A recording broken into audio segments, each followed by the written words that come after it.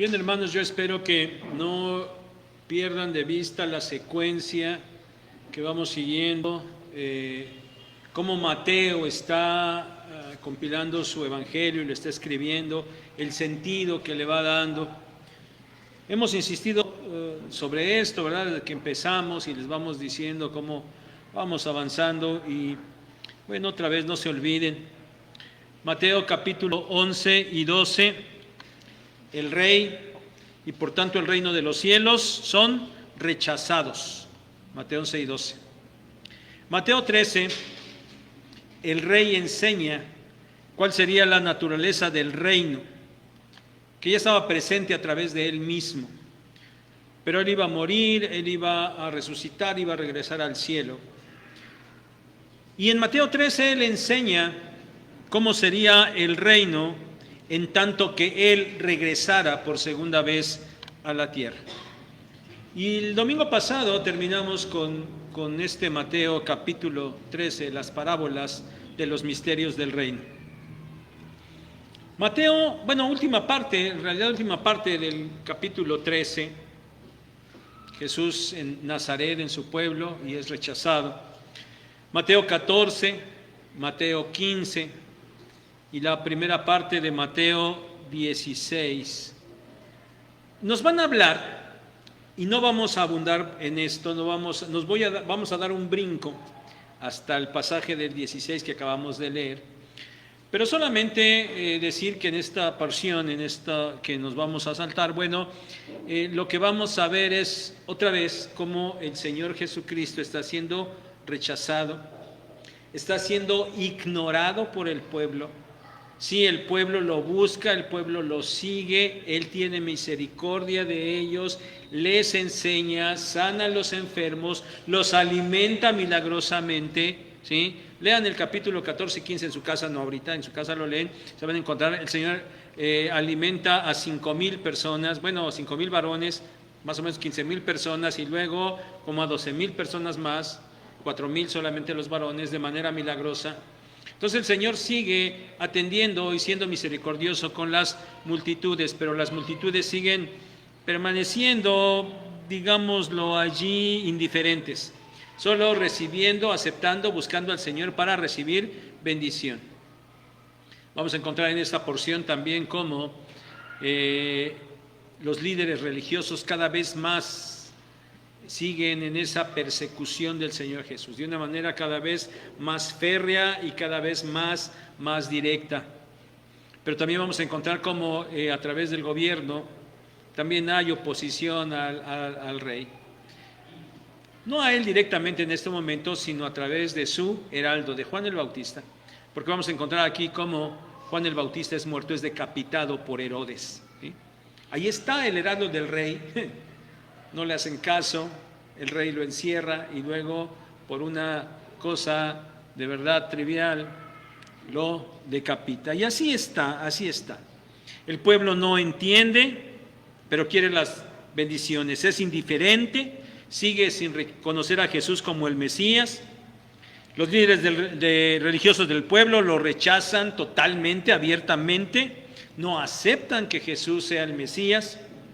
Herodes no tiene compasión y mata al emisario del Mesías. Y lo que vamos a encontrar es esto en estos capítulos 14 y 15. Pero también vamos a encontrar cómo el Señor, como ya dijimos, sin abandonar a las multitudes, ya no se centra tanto y menos en la enseñanza hacia ellos de forma general, y empieza a centrarse más en sus 12, en sus apóstoles. La enseñanza ahora va y busca, el Señor va a buscar oportunidad para estar con ellos y estarles enseñando. Inclusive en una travesía por el mar también les está enseñando a ellos, a esos 12. Así están las cosas cuando llegamos al pasaje en el que centraremos las predicaciones de hoy y el próximo domingo. Mateo 16, de los versículos 13 al 20. En este día, en este domingo, vamos a centrarnos solamente en los versos 13 al 16 y nos centraremos muy puntualmente en el versículo 16. Y en este pasaje, hermanos, en primer lugar, consideremos el lugar donde se va a dar este acontecimiento. Ese lugar es Cesarea de Filipo, no Cesarea, ¿eh? Ahora sí puse atención en cómo leen. En la mañana no puse atención y ahorita sí. Y sí, algunos dicen en Cesarea de Filipo. No, la cesárea es la operación que hacen a las mamás para que sus hijos nazcan, ¿sí? Esa es la cesárea. Pero esta de aquí es Cesarea, ¿sí? ¿Ya entendieron? No vuelvan a decir lo otro, ¿eh? Porque eso no existe en la Biblia. La región es Cesarea de Filipo, ¿sale? Bueno, ¿qué importancia tiene que Mateo nos señale este asunto? Miren, es el siguiente. Ya dijimos, el Señor procura tener a sus 12 para enseñarles. Y cruza el mar y busca lugares alejados y ahí está. Pero invariablemente la multitud los ve, los reconoce, van, le avisan a todos y ahí viene toda la multitud. Entonces el Señor quiere estar con sus 12, pero las multitudes no le permiten. Por otro lado, como ya dijimos, los líderes religiosos cada vez más lo están acosando y están tras de él y lo están acusando y le están cuestionando. Y también está por ahí Herodes que también representa una amenaza en este momento. Pero ante esa situación, bueno, el Señor está buscando y por eso el Señor los lleva a esta región de Cesarea de Filipo. Saben, esta región estaba muy, muy al norte de la Palestina. Es lo más al norte que estaba. Estaba muy alejada del resto de Palestina, de Galilea, de Judea. Allá, cerca de esta región, estaba el monte Hermón. Bueno, ya sé que no sabemos ni geografía, ni tenemos idea, pero bueno, sí conocen el Salmo 133, ¿verdad? Ahí se menciona al monte Hermón y habla del rocío, de la frescura del rocío del monte Hermón. Y dice el Salmo 133 que así de fresco es el habitar los hermanos juntos en armonía. Es una gran bendición, una delicia estar juntos. Bueno, este monte Hermón estaba ahí, ¿sí? Ahora comparemos el clima, la situación desértica, ahora que estamos en estos calores, ¿no? Y que no aguanta uno ni atravesar la calle sin sombrita porque se siente horrible. Imagínense caminar con estas temperaturas en esas regiones sin dónde protegerse. Bueno, está la situación climática muy fuerte y allá la región de Cesarea es una región fresca, una región agradable. Ahí, en esa región, nacía el río Jordán. Ahí estaba el manantial de donde brotaba o iniciaba el río Jordán. Entonces, a diferencia de los calurosos lugares donde ellos estaban normalmente, bueno, está esta región que está fresca, que se antoja para estar ahí en paz y en reposo. Por otro lado, estaba ya muy alejada del dominio de Herodes, del rey Herodes. Esa región ya no estaba bajo su jurisdicción. Y como estaba habitada generalmente por gentiles, bueno, pues líderes religiosos, escribas, fariseos, pues no abundaban por allí, ¿verdad?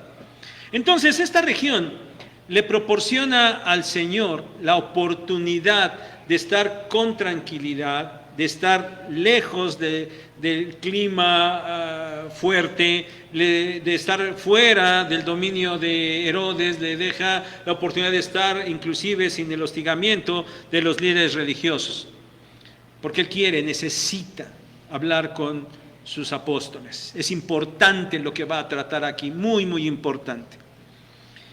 Pero saben, además por otro lado, de estas condiciones tan ventajosas, había una situación allí y también va a ser importante e interesante. En ese lugar, en esa ciudad, había mucha idolatría. Habían muchos templos dedicados a dioses asirios y también a dioses griegos. El principal de ellos era el dios Pan, Cerca de esta región había una gruta muy profunda, y se creía que en esa región, que era pues un tanto inaccesible, en esa gruta había nacido este dios Pan, ¿sí? Y entonces había templos hermosos ahí, grandiosos, dedicados a este dios. Pero también se llamaba Cesarea porque fue construida en honor al César, al emperador romano. Por eso se llamaba Cesarea. Y se llama Cesarea de Filipo porque Filipo, descendiente de no este Herodes de este tiempo, sino del de Herodes cuando el Señor nace, un hijo de él tenía la jurisdicción sobre esta zona, y ese Filipo había embellecido la ciudad y había embellecido un templo, un gran templo, majestuoso templo, que estaba dedicado a honrar al emperador. Sí, un lugar muy agradable, muy bueno, pero además, por otro lado, un lugar muy, muy idolátrico. Entonces, esta es la región y es importante porque le va a proporcionar al Señor la oportunidad de estar en paz y tranquilo con sus discípulos, pero también los va a tener allí en un centro donde hay una tremenda idolatría. Tienen que responder acerca de quién es Él. Y es como si el Señor se pusiera allí a la par de todo aquello para que ellos decidieran cuál era su opinión acerca del Señor. Por eso era importante, o por eso tiene importancia el lugar donde el Señor está, y por eso Mateo nos lo está narrando. Y entonces, bien, en ese marco tan apropiado, el Señor le hace una pregunta a sus discípulos. ¿Quién dicen los hombres que es el Hijo del Hombre? ¿Quién es el Hijo del Hombre? El Señor Jesús. El Hijo del Hombre era el título que el Señor Jesús usó para referirse a Él mismo. ¿Quién dicen los hombres que soy yo? Esa es la pregunta que el Señor hace a sus discípulos. Y miren, la pregunta no se debía a que el Señor ignorara, ¿verdad? Como yo estoy ocupado aquí enseñándole a la gente, sanándolos, alimentándolos, ni cuenta me doy de qué dicen, pero a ver, ustedes díganme qué dicen. No, claro que no. El Señor no ignoraba. El Señor hace la pregunta porque necesita llevar a sus discípulos a que hagan una reflexión y que de veras entiendan cuál es la importancia de la pregunta. Por eso se las hace. Entonces viene la respuesta. Y la respuesta de los discípulos fue: unos dicen que eres Juan el Bautista, otros Elías, otros Jeremías o alguno de los profetas. Veamos, miren, Juan el Bautista. ¿Quién era Juan el Bautista? Bueno, el pueblo lo reconocía, lo tenía como profeta, como un gran profeta. Habían pasado 400 años desde el último profeta en Israel, desde Malaquías, y pasaron 400 años sin que ningún profeta se hubiera levantado en el pueblo de Israel. Y de repente aparece Juan, con esa predicación y con ese mensaje que está hablando por parte de Dios. Y el pueblo lo reconoce y reconoce que es un profeta de Dios. Pero sabemos que ese profeta era el precursor del Mesías.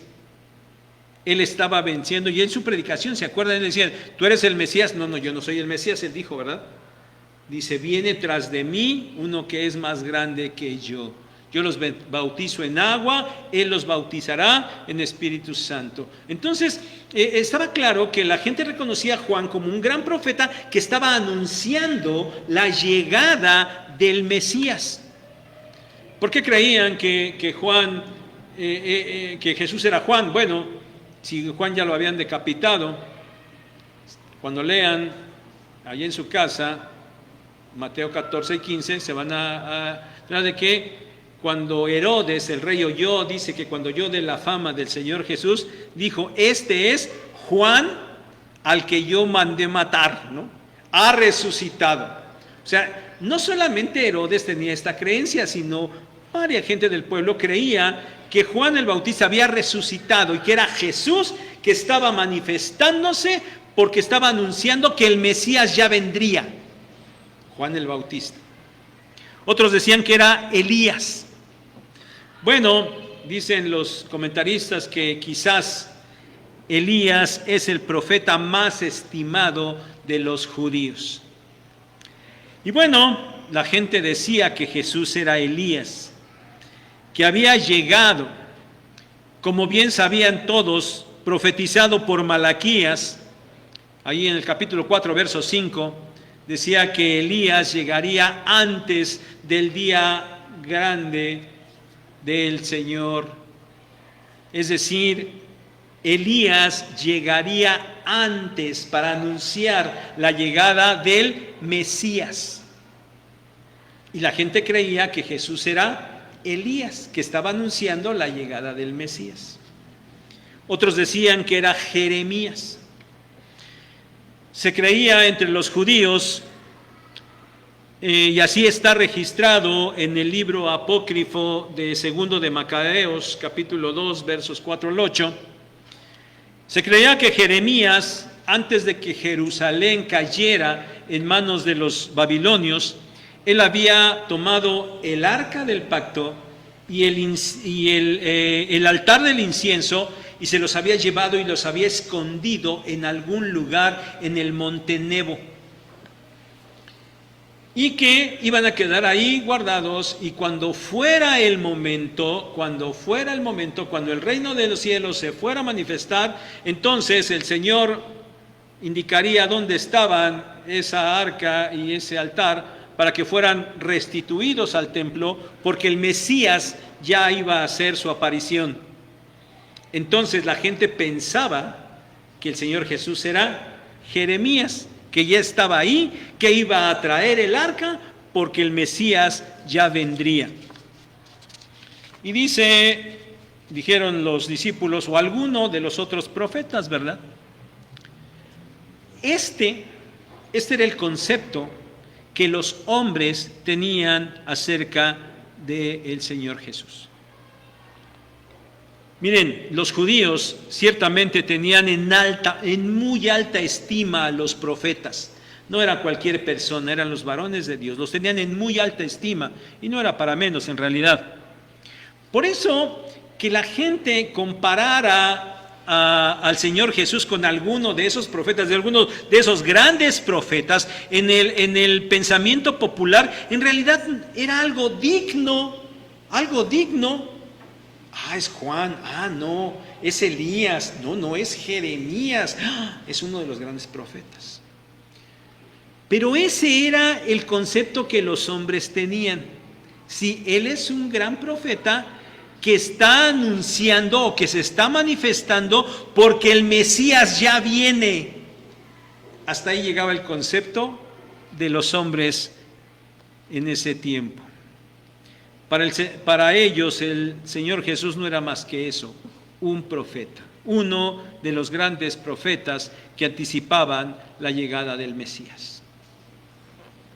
Pero ahora, después de esta respuesta, después de que sin duda, imagínense, ahí ya no hay prisa, allí están tranquilos, en paz, sin duda que el Señor les está dando oportunidad para que reflexionen, para que piensen. Y ahora el Señor nos va a llevar al clímax, al momento importante. Sí, los hombres tenían cierto concepto del Señor Jesús, pero ¿cuál era el concepto de los discípulos? El pueblo solo lo consideraba un profeta. Los líderes del pueblo ni siquiera eso lo habían rechazado. Y por eso el Señor ahora les pregunta directamente a los suyos, a esos 12, les pregunta: ¿y ustedes, quién dicen que soy yo? Pedro, como generalmente, o quizás como siempre sucedía, se adelanta a todos, toma la palabra y responde: tú eres el Cristo, el Hijo del Dios viviente. ¿Qué significaba esto? En primer lugar, los discípulos no creían que Jesús estuviera anticipando la llegada del Mesías. Los discípulos creían que Jesús era el Mesías mismo.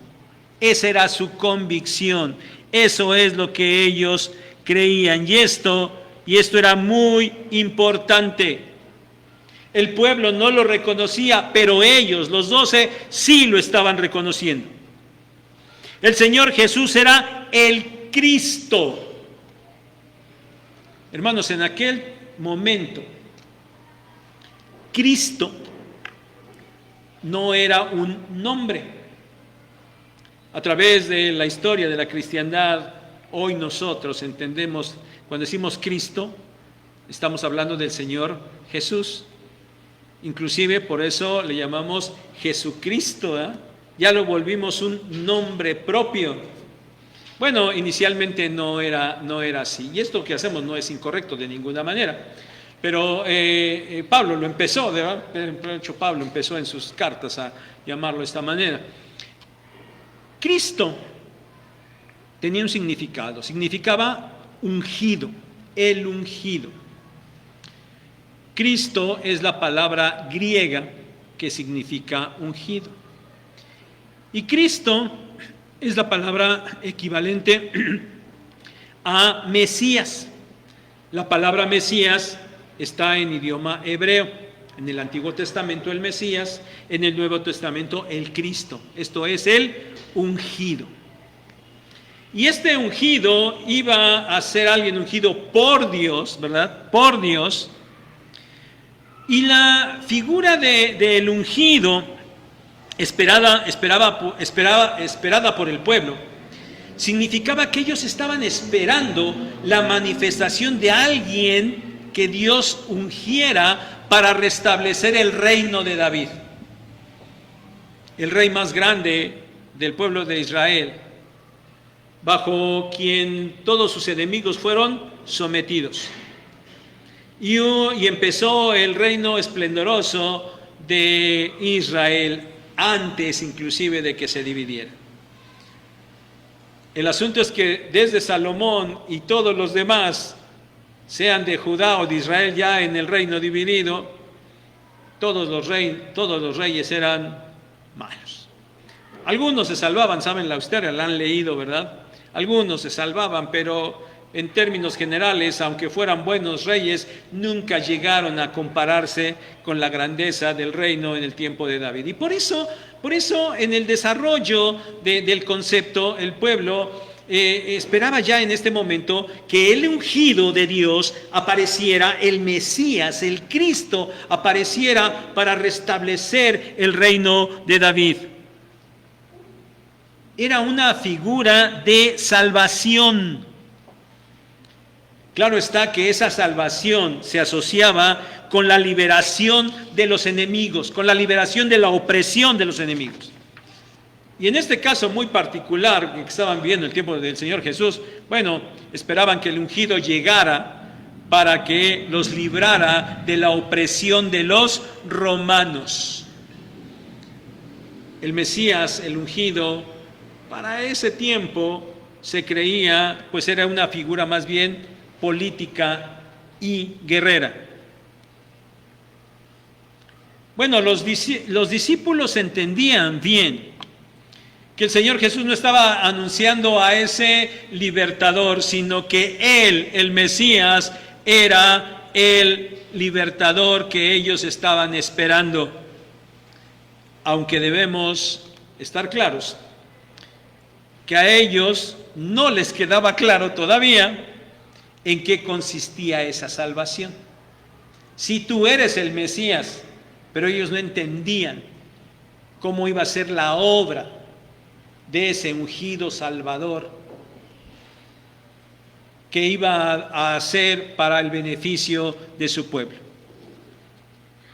El punto importante, hermanos, aquí entonces es que en ese momento Para los discípulos era importante. Ellos estaban convencidos, realmente convencidos que el Señor Jesús no era un profeta precursor del Mesías, sino era el Mesías mismo, el Cristo mismo.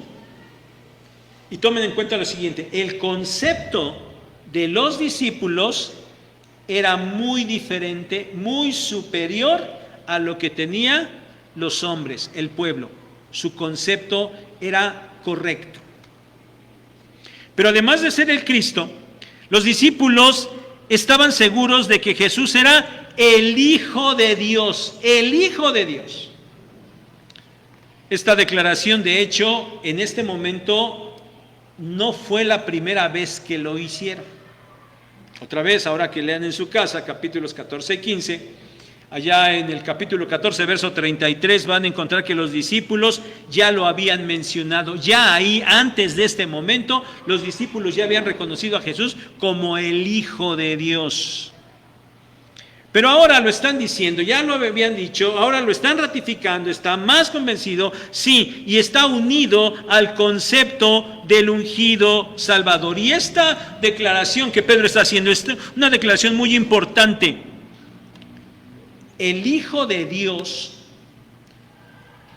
era un título que implicaba divinidad, igualdad con Dios. Y este era un concepto que no solamente los discípulos tenían, era el concepto que tenía el pueblo. ¿Se acuerdan cuando los líderes religiosos acusaron al Señor porque se estaba haciendo igual a Dios? Juan 5:18. Por esto los judíos aún más procuraban matarle, porque no solo quebrantaba el día de reposo, sino que también decía que Dios era su propio Padre, haciéndose igual a Dios. Claro, que alguien aceptara ser el Hijo de Dios, estaba diciendo: yo soy Dios mismo. Dios mismo. El Señor Jesús había presentado todas las pruebas necesarias para mostrar que Él era el Mesías, el rey que el pueblo judío estaba esperando. Pero como hemos visto, no fue reconocido, había sido rechazado. Pero en este momento, Mateo nos está presentando ese momento tan importante, ese momento en el que los discípulos, ellos sí están reconociendo al Señor Jesús como el Mesías, como el Rey que estaban esperando, y no solamente en un sentido meramente humano, sino en su carácter divino. Este pasaje es muy importante. Y como dije hace un momento, los discípulos todavía no alcanzaban a entender cuál era el alcance total de la obra salvífica de ese Mesías. Sin duda que seguían, como la mayoría del pueblo, esperando que los librara, que los liderara para librarse de la opresión de los romanos. Todavía no empezaban a alcanzar esta magnitud de la obra del Señor Jesús, pero era importante que ellos reconocieran que efectivamente el Señor Jesús era el Cristo, el Hijo de Dios. Y era importante porque eso le iba a dar sentido a los acontecimientos que estaban por venir. ¿Cuáles eran? A la muerte y a la resurrección del Señor Jesús. Por eso es que después de estos versículos, allá en los versículos siguientes de Mateo 16, a partir del verso 21 en adelante, dice: el Señor empieza a anunciarles su muerte y su resurrección. Ustedes ya saben, están seguros, si es correcto, que yo soy el Mesías, el Hijo de Dios. Ahora tienen que entender en qué consiste la obra de salvación que yo voy a efectuar. Y por eso el Señor antes no les había revelado esto. Hasta que ellos entienden quién es Él, les empieza a decir: es necesario que el Hijo del Hombre vaya a Jerusalén y sea entregado y sea muerto, pero al tercer día resucitará. El Señor Jesús fue llevando poco a poco a sus discípulos, de tal manera que ellos pudieran ir descubriendo, ellos pudieran darse cuenta y pudieran llegar a un concepto adecuado de quién era Él. Y esto era necesario porque los discípulos tenían que entender la obra que iba a hacer. Pero después de eso, ellos tenían que vivir con ese concepto correcto. Iban a tener que vivir sus vidas y desarrollar sus ministerios y cumplir con la tarea que el Señor les iba a encomendar. Tener un concepto correcto del Señor Jesús es importante, porque eso determina el curso de la vida de los que creen en Él. Hermanos, las preguntas que el Señor Jesús hizo a sus discípulos en aquella ocasión siguen siendo de suma importancia el día de hoy. ¿Cuál es el concepto que el mundo tiene actualmente de Jesús? ¿Ustedes lo han escuchado? ¿Han escuchado conceptos de quién es Jesús en la actualidad? Bueno, para empezar, diremos que algunos creen que es un mito, porque dicen que el Señor Jesús nunca existió en realidad. Pero bueno, esto solo lo dicen porque pues obviamente no se quieren enfrentar a Dios ni a la realidad de Dios, ni se quieren enfrentar al Señor Jesús, y por eso simplemente sin evidencia, sin argumento alguno, simplemente dicen: ni existió. Pero bueno, los historiadores serios, aunque no sean cristianos, los historiadores serios saben que Jesús sí existió, que Jesús es un personaje real de la historia, aunque no crean en Él y no crean todo lo que se dice acerca de Él, pero no se atreven. Las personas serias, los historiadores serios, reconocen que sí, Jesús fue alguien que existió en esta tierra. Pero bueno, algunos dicen que es un mito, que no existió. Otros lo consideran, miren, depende, ¿verdad? Depende de lo que crea cada uno, de qué ámbito le guste desarrollarse, pero bueno, en ese sentido lo reconocen al Señor Jesús. Unos dicen que es un gran filósofo, ¿verdad? Por esos pensamientos que hay en la Biblia, qué bonito eso, qué gran filósofo era, ¿verdad? O dicen era un gran maestro, ¿verdad? Qué cosas tan excelentes enseñaba. Se dice que del Sermón del Monte se cita, obviamente por cristianos, pero aún por personajes no cristianos, es la porción bíblica de la que más se menciona, ¿verdad? Aunque no lo crean. ¿Por qué? Porque era un gran maestro, ¿verdad? Y sus enseñanzas son dignas de seguir. Bueno, otros dicen que era un hombre bueno, muy bueno, con un gran mensaje de amor para la humanidad. Bueno, otros dicen que es un profeta, ¿verdad? ¿Y saben curiosamente quiénes son los más que dicen que es un gran profeta? Los musulmanes. Los musulmanes tienen a Jesús como un gran profeta. Bueno, dice alguien ahí en el Corán, no sé, nunca lo he leído, pero alguien dice que en el Corán se menciona más veces al Señor Jesús que al propio Mahoma, pero lo tienen como eso, como un gran profeta, como un gran profeta. ¿Han escuchado estas cosas acerca del Señor Jesús? Y otros dicen que es un gran revolucionario, ¿verdad? Los comunistas dicen que fue el primer comunista, ¿verdad? De verdad que unas barbaridades que dicen. Pero bueno, el Señor los perdone y los alcance, ¿verdad? Por decir tantas blasfemias. Pero bueno, esos son algunos de los conceptos que el mundo tiene de quién es el Señor Jesús. Pero tú, mi hermano, ¿tú quién dices que es el Señor Jesús? ¿tú quién dices que es el Señor Jesús? Tú deberías tener un concepto mucho más amplio y correcto que el de los discípulos en ese momento. Ellos lo reconocieron, pero todavía no entendían todo el alcance de ese concepto. Pero nosotros hoy ya tenemos la revelación completa y todo perfectamente digerido ahí en las Escrituras. En el Nuevo Testamento, nuestro concepto del Señor Jesús debería ser todavía más profundo del que tuvieron los discípulos en ese momento, en ese momento. Después, ya saben, después de eso el Señor murió, resucitó, el Espíritu Santo vino sobre ellos, el Señor los inspiró a ellos para que tuvieran el conocimiento perfecto y con esa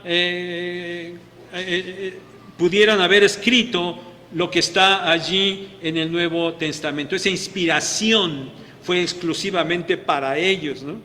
Obviamente en ese momento su conocimiento fue mucho mayor que el nuestro. Pero en este momento, nosotros comparados con ellos, ahí en Cesarea de Filipo, tenemos un conocimiento mayor.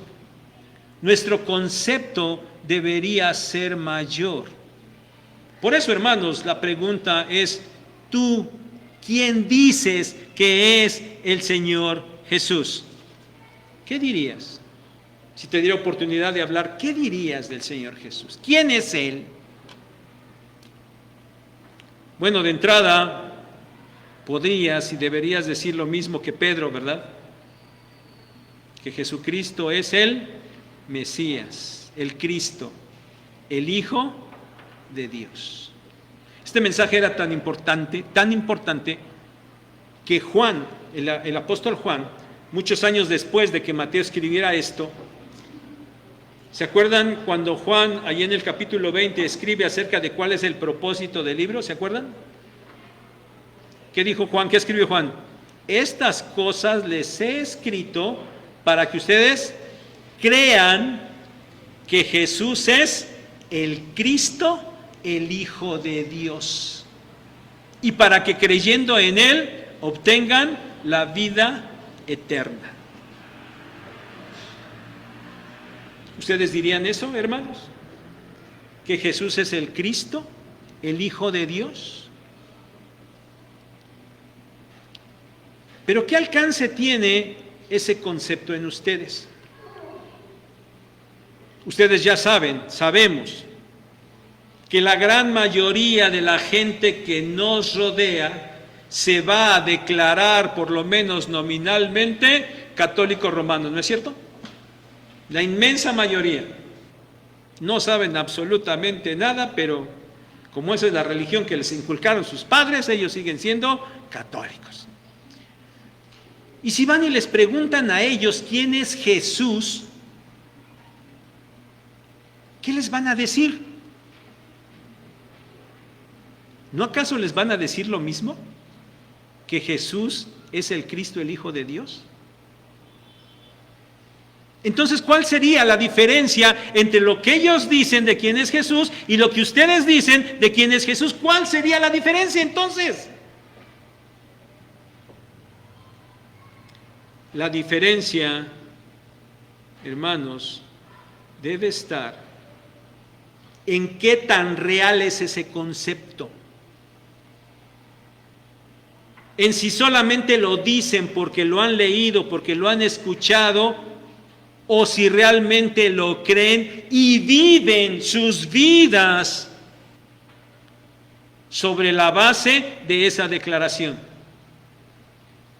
Porque ya sabemos que ellos lo dicen, ¿no es cierto? Ellos no dicen que era un precursor o que era otro personaje. Él es el Hijo de Dios. ¿Y cómo viven sus vidas? ¿Y ustedes? Van a decir lo mismo. ¿Cómo viven sus vidas a partir de la declaración de que Jesús es el Cristo, el Hijo de Dios?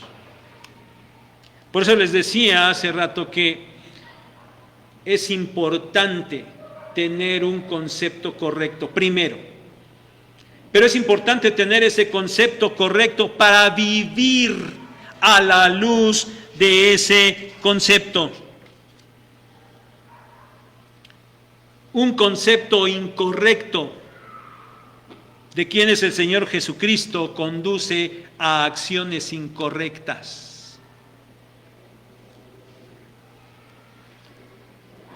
Aquellos de afuera que dicen que Jesús es el Cristo, el Hijo de Dios, ¿lo buscan? Y si lo buscan, ¿para qué lo buscan?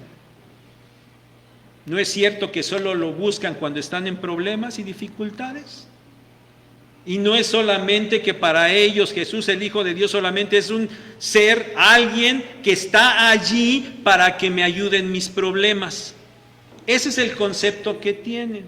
Y eso es lo que llevan a la práctica. Por eso les digo que un concepto errado del Señor lleva a acciones erradas. Pero tristemente en la cristiandad muchos actúan de esa manera. Dicen lo correcto, pueden tener en palabra el concepto correcto, pero hacen lo mismo que allá. Solamente buscan al Señor Jesús cuando están en problemas. Solamente. ¿Cuál es la diferencia entonces? Solo lo buscarán como la mayoría de las personas. Si no hay un concepto correcto de quién es el Señor Jesús, entonces no sienten la necesidad de estar en comunión con Él a través de la oración y de la lectura de la palabra. Si no oras y si no lees tu Biblia, por mucho que digas que Jesús es el Señor, no lo estás evidenciando. Esa es la realidad. Esa es la realidad. Si no hay un concepto correcto de quién es el Señor Jesús y se lleva a la práctica, entonces no se vivirá en santidad.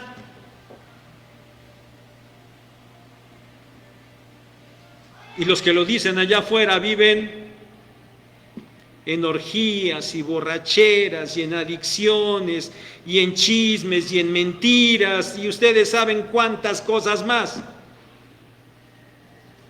Y hay cristianos que viven de esa manera. ¿Cuál es la diferencia? Podrán decir que tienen un concepto correcto, pero no es verdad porque no lo están viviendo. Si no hay un conocimiento correcto de quién es el Señor, entonces no van a tener o a sentir la necesidad de congregarse el día domingo para alabarlo.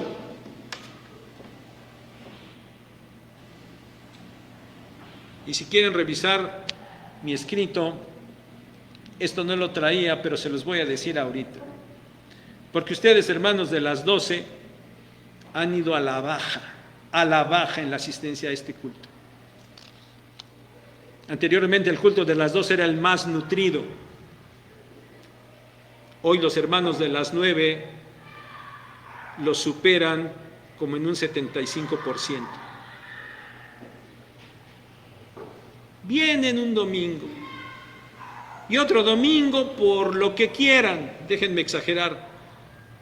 Híjole, porque a la tía le duele, se le enterró la uña en el dedo gordo del pie derecho. ¡Ay, todos nos tenemos que quedar a cuidarla!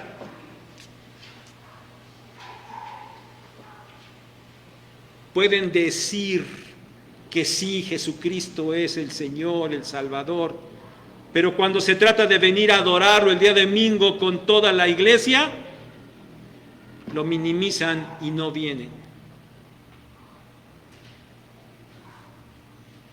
Y esto, mis hermanos, trae serias consecuencias. Porque hay quienes viven fuertes crisis en su vida. Sí, fuertes crisis en su vida. Y hoy yo digo que las más de las veces esas crisis en su vida son porque no tienen un concepto correcto de quién es el Señor Jesucristo.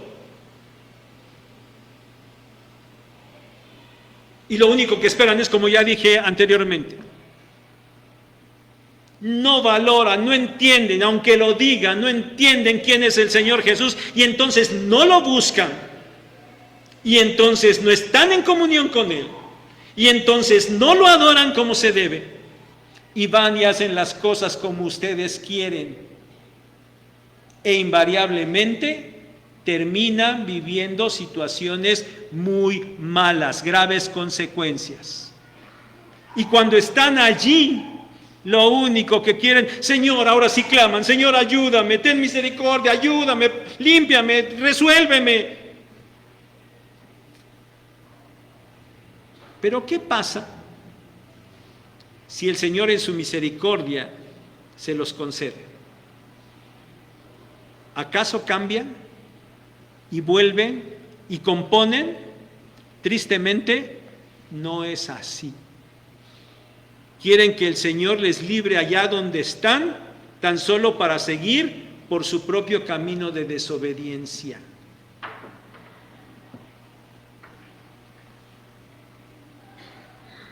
Es necesario, mis hermanos, que tengamos un concepto correcto de quién es el Señor Jesús, pero que vivamos a la luz de ese concepto, que nos llene en todo, que nos llene en todo. Que como Pedro en aquella barca, caigamos de rodillas delante del Señor y le digamos, apártate de mí porque soy hombre pecador, porque reconocemos quién es Él. Y cuando nosotros actuamos de manera incorrecta, lo único que estamos minimizando la persona, la grandiosa y santísima persona de nuestro Señor Jesucristo. Esa debería ser la base de nuestras acciones. Un concepto correcto que nos haga vivir en acciones correctas. Como les he dicho desde hace unos meses para acá, como iglesia, hermanos, parece que no avanzamos. Y le voy a quitar el parece. Como iglesia no estamos avanzando. Ahí estamos estancados. Y ya llevamos varios meses así.